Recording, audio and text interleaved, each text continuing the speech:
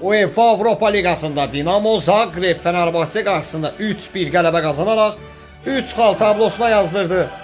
Mən belə bir açıqlama vermək istəyirəm ki, bax Galatasaray da uduzdu 5-1. Fenerbahçe da uduzdu 3-1.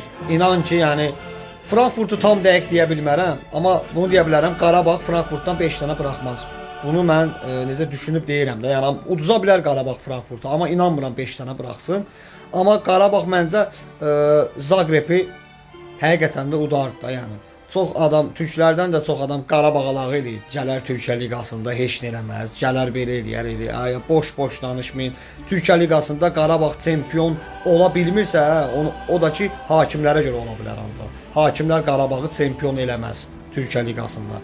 Amma öz şotuna oynasa hamı futbol, Qarabağ 100% o liqanı götürər Türkiyə Liqasına. Yəni elə də güclü liqamız yoxdur da, özümüzü dağ başına qoymayın, yaxşı?